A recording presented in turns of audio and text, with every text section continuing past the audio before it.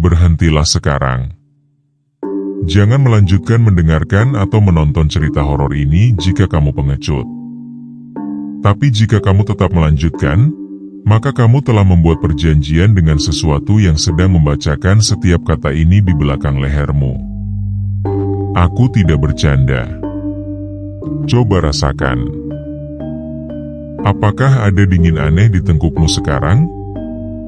Apakah rambut di lenganmu berdiri tanpa sebab? Itu dia. Dia sudah ada di ruangan yang sama denganmu sejak kau membaca kalimat pertama. Aku Raka, fotografer. Dulu aku sepertimu, rasional, tidak percaya hantu, menganggap sundel bolong hanya cerita nenek-nenek untuk menakut-nakuti anak kecil. Aku tertawa ketika para pemetik teh berlari ketakutan meninggalkan kebun. Aku menganggap mereka bodoh. Tapi, lihat aku sekarang. Menulis kisahku ini di tengah malam, di kamar yang terkunci rapat, dengan 37 arwah perempuan berdiri di halaman rumahku. Mereka tidak datang untuk menakutiku. Mereka datang untuk berterima kasih. Dan itu lebih mengerikan daripada ancaman kematian. Kamu ingin tahu rasanya dimiliki oleh hantu? Bukan dibunuh, tapi dimiliki. Seperti tubuhmu bukan lagi milikmu. Seperti setiap helaan napasmu diawasi oleh ratusan mata hitam tanpa putih. Seperti tidurmu adalah izin bagi mereka untuk masuk ke dalam mimpimu dan mengubahnya menjadi neraka pribadi. Itu yang kualami sekarang. Dan kamu, pendengar dan penonton yang nekat, akan mengalaminya juga jika kamu terus mendengar dan menonton. Karena setiap kata yang kamu dengar adalah undangan. Setiap kisah yang kamu nikmati adalah pintu yang terbuka sedikit demi sedikit. Aku sudah memperingatkanmu. Sekarang tidak ada jalan mundur. Kabut sudah mulai merayap di bawah pintu kamarmu. Aku mendengar dia tersenyum. Lanjutkan ke bab 1. Tapi jangan bilang aku tidak pernah memperingatkanmu. Selamat datang di kebun teh, para penggemar horor. Di sini, teh diseduh dengan darah dan air mata. Dan kamu baru saja memesan 1 cangkir.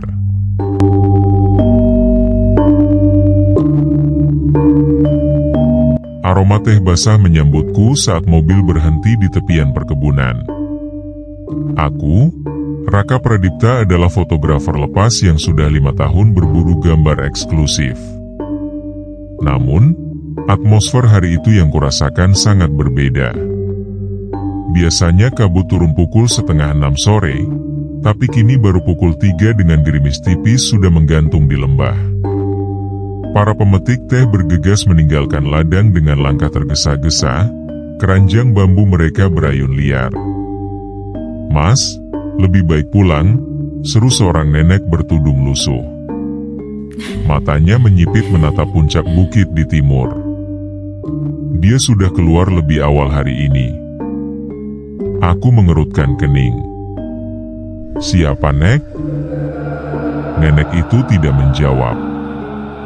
Ia hanya menggenggam kerudungnya erat-erat dan berjalan cepat meninggalkanku. Pemetik lain mengikuti, wajah-wajah pucat dengan bibir mengatup rapat. Aku sempat mendengar bisikan dari salah satu dari mereka, "Sundel bolong," sebelum angin membawanya pergi. Aku tertawa kecil. Sundel bolong? Hantu perempuan klasik dengan lubang di punggung? Aku terlalu rasional untuk percaya omong kosong semacam itu. Justru ini adalah kesempatan emas. Foto tentang kepercayaan lokal yang masih hidup di era modern bisa menjadi proyek besar. Aku merogoh tas kameraku, memeriksa lensa 70 hingga 200 mm, dan mulai berjalan menyusuri teras ring teh yang basah. Di kejauhan, kabut bergerak tak wajar. Ia menggulung seperti tangan raksasa yang merangkak menelusuri tanah. Dan di tengah gulungan kabut itu, aku melihat sesuatu. Sesuatu berwujud putih, melayang rendah di atas semak teh, bergerak tanpa suara. Baru pada detik itu aku sadar, burung-burung sudah hening sejak tadi. Tidak ada satupun kicauan, seperti seluruh alam sedang menahan napas. Lalu bayangan putih itu berhenti sejenak, dan aku merasa sepasang mata kosong sedang menatap tepat ke arahku.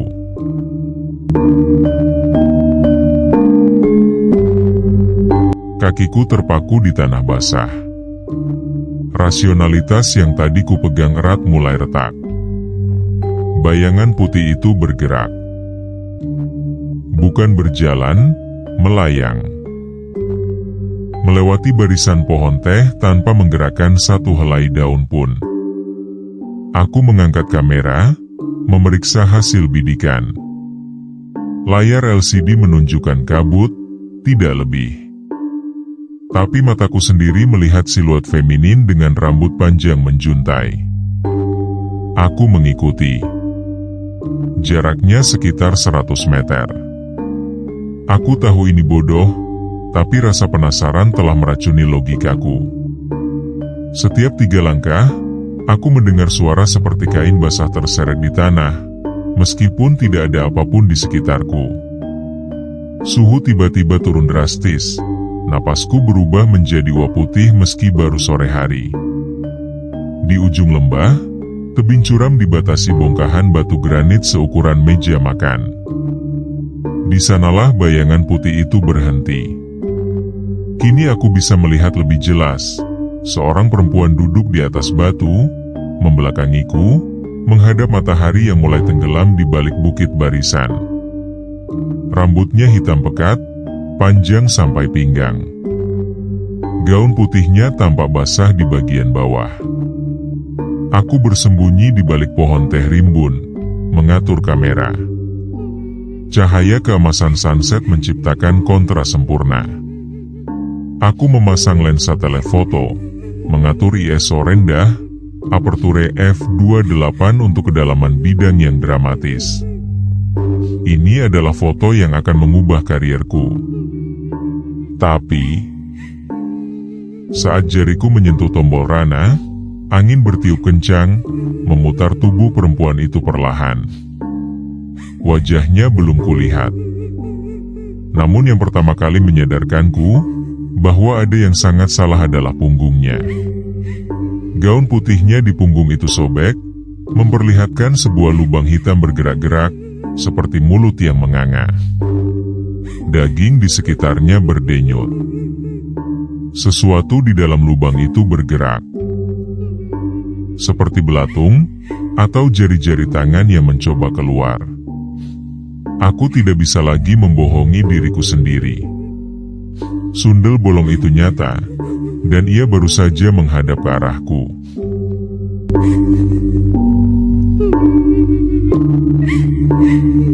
Jepret, jepret, jepret. Suara Rana terdengar seperti tamparan di tengah kesunyian yang mencekik. Aku bahkan tidak ingat kapan jempolku menekan tombol. Insting fotografer lebih cepat dari naluri bertahan hidup. Sundel bolong itu menoleh. Lehernya berputar 180 derajat tanpa menggerakkan bahunya. Aku melihat wajahnya. Atau lebih tepat, ketiadaan wajah. Kulitnya putih pucat seperti kertas basah. Tidak ada alis, tidak ada bulu mata. Matanya hitam legam tanpa putih, tanpa pupil, tanpa cahaya. Dua lubang menganga yang menyerap semua yang mereka tatap. Bibirnya merekah, berdarah, dan mengerucut seperti hendak meniup sesuatu. Dari lubang di punggungnya, keluar asap hitam tipis, beraroma daging busuk bercampur kemenyan. Aku jatuh terduduk. Kamera masih kugenggam. Layar LCD berkedip, menampilkan hasil jepretan terakhir. Aku melihatnya, foto yang sangat jelas memperlihatkan sundel bolong duduk di batu, punggung berlubang, dan di dalam lubang itu. Aku memicingkan mata. Sebuah mata manusia yang terbuka lebar, menatap langsung ke lensa. Bukan mata sundel bolong. Mata itu milik orang lain, masih hidup, berkedip. Tiba-tiba, kabut menebal 10 kali lipat. Aku tidak bisa melihat 5 langkah ke depan. Suara lolongan panjang memecah udara, bukan serigala, bukan angin, itu adalah suara tangisan perempuan yang keluar dari ribuan tenggorokan sekaligus. Aku merangkak mundur, telapak tangan terbenam di lumpur dingin. Lalu, aku merasakan sentuhan di pergelangan kakiku. Lembut, dingin, basah. Aku menoleh. Tangan putih dengan kuku hitam panjang melilit pergelangan kiriku. Aku menendang, putus asa, tapi cengkeramannya menguat. Ketika aku menatap ke arah sumber tangan itu, aku melihat sundel bolong melayang tepat di depanku. Kepalanya miring, dan dari lubang di punggungnya, sebuah suara serak berbisik, "Kameramu sudah mengambil jiwaku. Sekarang ganti kamu yang harus ikut aku."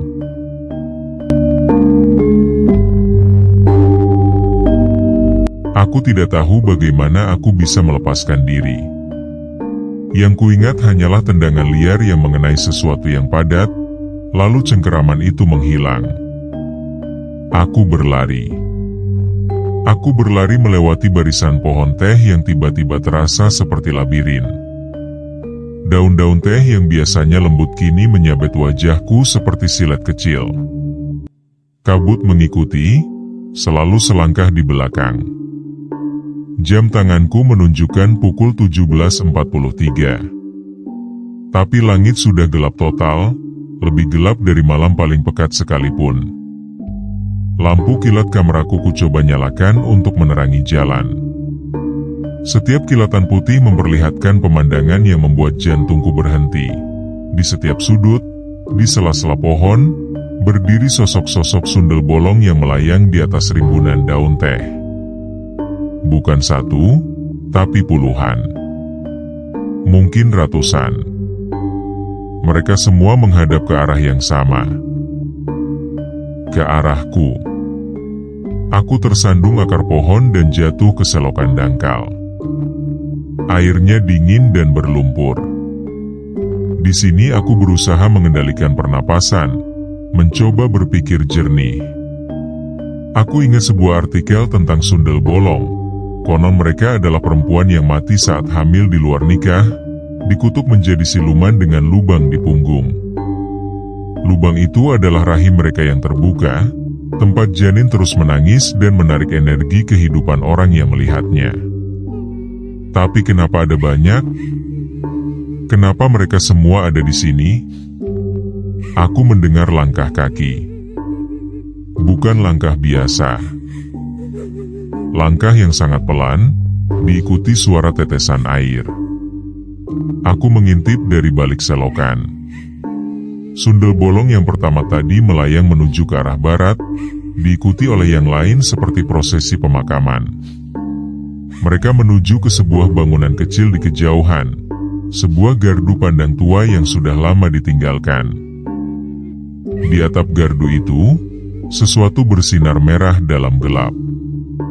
Aku mengangkat kamera, memperbesar lensa maksimal. Di layar LCD, dengan resolusi rendah karena gelap, aku melihat sebuah altar kecil di dalam gardu itu, dan di atas altar, sebuah foto perempuan muda yang dikelilingi lilin merah. Lalu aku melihat wajah di foto itu. Wajahnya samar, tapi aku mengenali senyumnya. Itu adalah senyum yang sama dengan senyum nenek pemetik teh yang tadi memperingatkanku untuk pulang.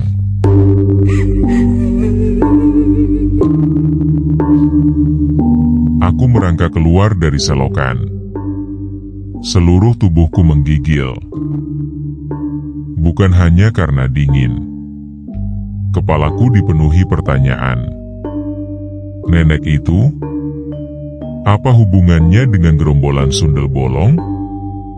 Aku memutuskan untuk mendekati gardu pandang.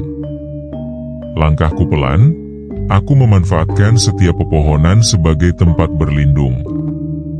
Puluhan sundel bolong kini berkumpul di sekitar gardu, seperti jemaah yang menunggu khotbah.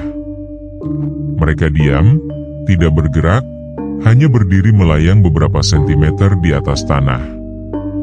Dari punggung mereka, asap hitam tipis mengepul naik, berkumpul membentuk awan pekat di atas atap gardu. Aku bersembunyi di balik batu besar sekitar 50 meter dari gardu. Melalui lensa telefoto, aku bisa melihat detail altar di dalamnya. Meja kayu tua dengan taplak putih berlumuran noda merah kecoklatan. Darah tua. Lilin merah menyala, meski tidak ada angin yang cukup kuat untuk mempertahankan api. Dan foto perempuan muda itu. Sekarang aku bisa melihat lebih jelas. Wajah bulat, lesung pipit di pipi kiri, rambut sebahu. Matanya mengikuti gerakanku. Aku menggigil. Foto itu bergerak. Tepat di bawah foto, ada sesuatu yang membuat darahku membeku. Sebuah buku tua terbuka, dengan tulisan tangan menggunakan aksara Jawa kuno. Aku tidak bisa membaca, tapi satu hal yang kukenali, ada potongan rambut dan kuku yang ditempel di halaman buku itu. Ini bukan sekadar tempat angker. Ini adalah pusat ritual. Lalu aku mendengar suara. Suara yang kukenal. Suara nenek pemetik teh tadi. Ia berdiri di ambang pintu gardu, tapi tidak lagi dengan tudung lusuh. Kini ia mengenakan kebaya putih bersih, dan wajahnya halus, muda, cantik. Sama persis dengan foto di altar. Ia tersenyum ke arah pasukan sundel bolong, lalu menoleh tepat ke arah batu tempatku bersembunyi. Ia mengangkat tangan kirinya, dan semua sundel bolong serempak menoleh ke arahku. 100 pasang mata hitam tanpa putih menatap langsung ke dalam jiwaku. Nenek itu berkata dengan suara yang terdengar jelas di kepalaku, meski jaraknya jauh, "Jangan sembunyikan dirimu, nak. Kamu sudah menepati janjimu."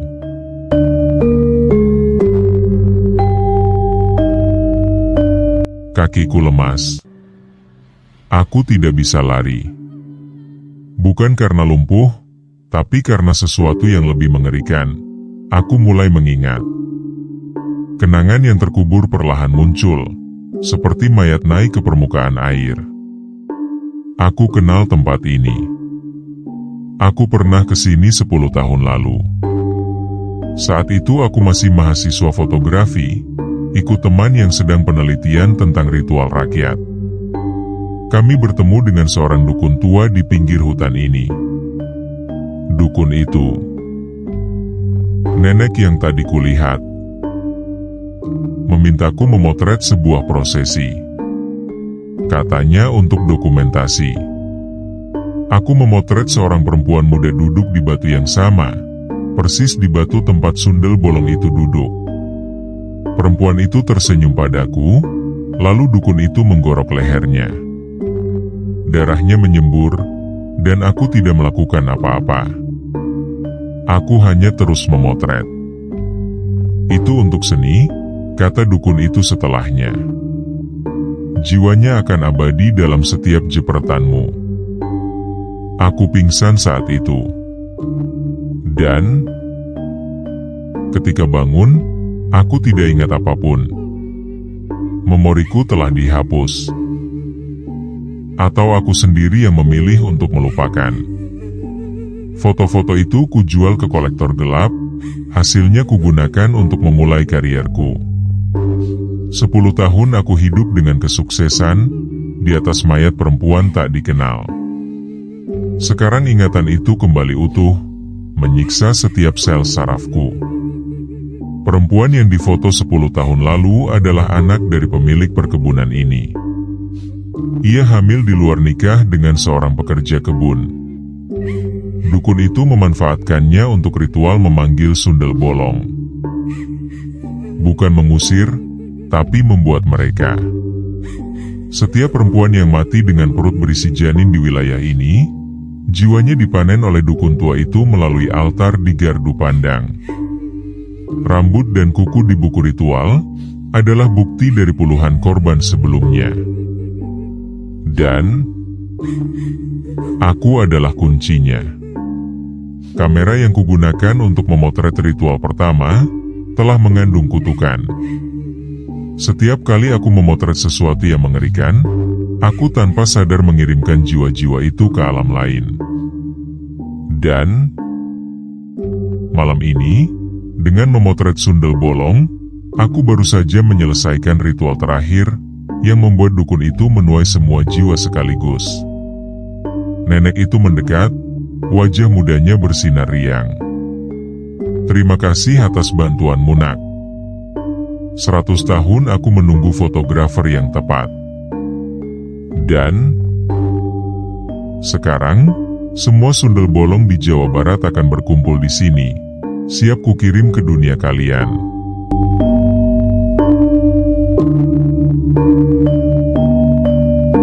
Darahku mendidih. Bukan karena takut, tapi karena amarah yang selama 10 tahun terpendam, kini meledak. Aku tidak akan menjadi korban. Aku tidak akan mati seperti perempuan malang itu. Aku mengangkat kameraku. Nenek dukun itu tertawa. Mau memotret lagi? Silakan. Semakin banyak jepretanmu, semakin kuat aku. Tapi aku tidak memotretnya. Aku memotret altar di gardu pandang. Aku memotret foto perempuan muda itu, lilin merah, buku ritual, potongan rambut dan kuku. Aku memotret semuanya dengan kecepatan tinggi. 10 jepretan per detik. Setiap jepretan mengeluarkan kilatan cahaya putih menyilaukan. Para sundel bolong menjerit. Mereka membelalakan mata hitam mereka, bukan marah, tapi takut. Ada yang mundur. Ada yang mulai lari. Kilatan kamera ternyata bukan hanya menangkap gambar. Ia merekam esensi dari apa yang difoto. Dan aku sengaja mengatur ulang kameraku di selalari tadi. Aku mengubah pengaturan white balance dan koreksi warna menjadi yang paling ekstrim, yang secara teknis akan merusak keseimbangan energi fotografis kutukan. Aku tidak tahu istilah pastinya, tapi logikaku mengatakan ini akan bekerja. Nenek dukun itu berteriak. Wajah mudanya mulai keriput dalam hitungan detik. Rambutnya memutih. Berhenti, berhenti. Kamu akan menghancurkan. Aku tidak berhenti. Aku mendekati altar, masih terus memotret dari berbagai sudut. Kilatan demi kilatan membuat udara di sekitar altar bergetar. Buku ritual mulai terbakar dengan api biru. Foto perempuan muda itu menangis.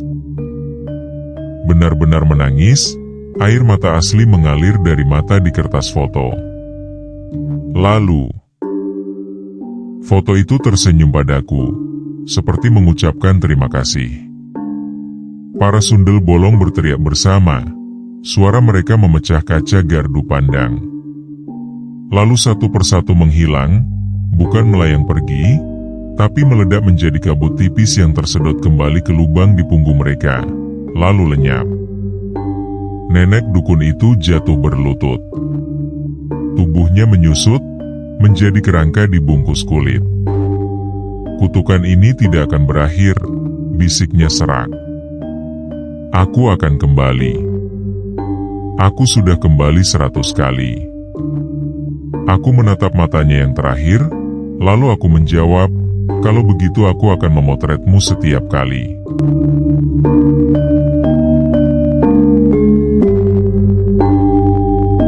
Kuburan massal ditemukan keesokan harinya di bawah gardu pandang. 70 kerangka perempuan dengan tulang panggul melebar. Tanda pernah mengandung. Aku yang memberi laporan ke polisi dengan rincian lengkap, termasuk nama-nama korban yang terekam dalam kameraku. Anehnya, kamera itu tidak hanya menyimpan foto, ia menyimpan nama, tanggal kematian, dan pesan terakhir dari setiap korban. Aku tunjukkan pada pihak berwenang, dan mereka percaya setelah melakukan verifikasi. Nenek dukun itu, tubuhnya ditemukan dalam keadaan setengah terbakar, memeluk buku ritual yang tinggal sampulnya. Di tangannya tergenggam foto terakhir yang kupotret malam itu. Foto wajahku sendiri, namun mataku di foto itu berwarna putih bersinar seperti hantu. Aku tidak membuang kameraku. Aku justru menggunakannya lebih sering sekarang. Setiap malam Jumat Kliwon, aku pergi ke tempat-tempat angker di seluruh Nusantara, sengaja memotret makhluk-makhluk halus yang gentayangan. Tapi tidak seperti malam itu, sekarang aku tahu caranya menggunakan kilatan untuk membebaskan jiwa-jiwa yang terperangkap, bukan mengirim mereka ke dukun. Namun, ada satu hal yang tidak kuceritakan pada polisi, pada teman, pada siapapun. Saat aku memproses foto-foto itu di komputerku malam ini, setiap kali aku memperbesar 400%, di sudut gelap setiap gambar, aku selalu melihat sesuatu yang sama. Sebuah bayangan kecil, melayang di belakang setiap hantu yang kufoto. Bayangan seorang perempuan hamil, dengan lubang di punggungnya, yang tersenyum padaku. Bukan senyum mengancam, tapi senyum seperti seorang ibu yang menunggu anaknya pulang. Senyum yang mengisyaratkan, terima kasih sudah membebaskan teman-temanku. Sekarang giliran aku yang kamu foto. Raka. Aku sudah menunggu 10 tahun, dan malam ini, dalam tidurmu, aku akan datang. Bukan untuk membunuhmu, tapi untuk menyampaikan prinsip-prinsip kami yang perlu kamu sampaikan pada duniamu.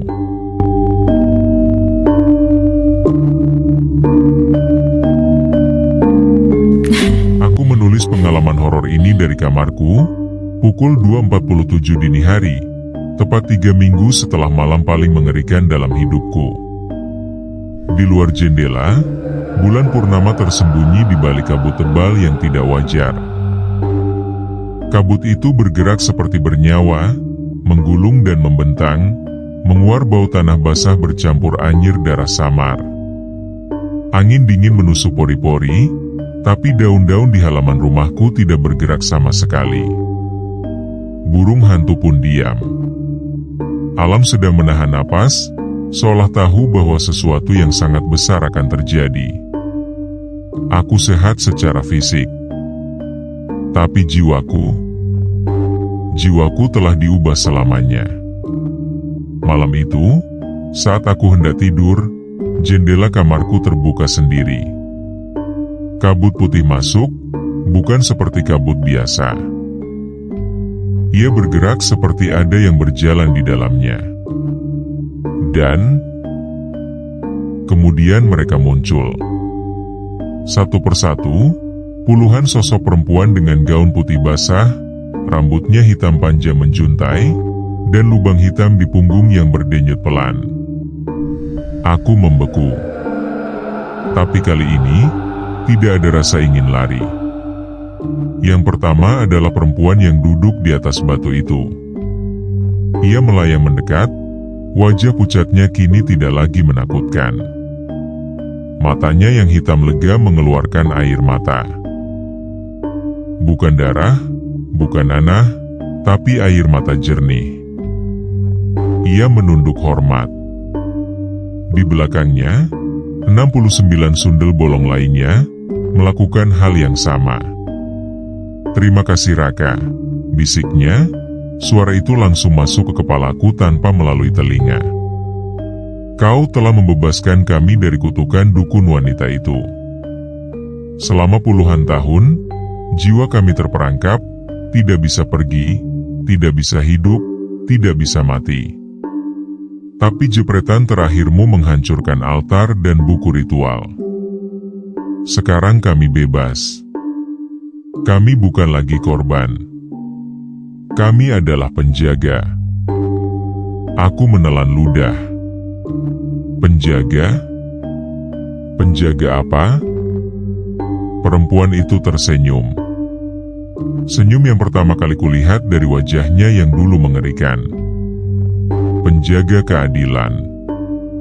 Kami tidak akan gentayangan sembarangan. Kami tidak akan mengganggu orang yang tidak bersalah. Tapi dengarkan ini, baik-baik Raka. Sampaikan pada semua yang mendengar ceritamu. Ia mengangkat tangannya. Di belakangnya, 69 sundel bolong mengangkat tangan bersamaan. Kami akan muncul di hadapan setiap pria yang membeli tubuh perempuan untuk kesenangan sesaat. Kami akan duduk di dada setiap wanita yang menjual sesamanya untuk keuntungan pribadi. Kami akan membisikkan nama-nama korban di telinga, para penjahat seksual, malam demi malam, sampai mereka gila. Kami tidak membunuh. Kami menyiksanya lebih kejam dari kematian. Kami akan membuat mereka hidup dalam ketakutan abadi, karena setiap kabut yang turun, setiap bayangan putih di ujung mata, itulah kami. Mengingatkan, mengancam, menghukum. Satu persatu, mereka mulai menghilang, larut dalam kabut. Perempuan pertama itu menatapku untuk terakhir kali. Jangan takut Raka. Kamu di pihak kami sekarang. Dan pesan untuk para penjahat di luar sana, lihatlah ke belakangnya saat kabut datang. Karena di sanalah kami berdiri. Selalu. Kemudian mereka lenyap. Kabut mencair. Jendela menutup sendiri. Aku masih duduk di sini, menulis. Tangan tidak lagi gemetar. Aku tidak takut. Aku justru merasa damai. Karena sekarang aku tahu, sundel bolong itu nyata. Tapi, mereka bukan musuh manusia baik. Mereka adalah mimpi buruk bagi para pemangsa. Dan, malam ini, di suatu tempat, seorang pria hidung belang yang menjual anak di bawah umur, sedang terbangun dengan keringat dingin. Karena ada tangan putih yang membelai lehernya dari balik kabut. Selamat tidur, para korban. Selamat malam, para algojo. Bumi mungkin tidak adil, tapi kabut selalu datang tepat waktu.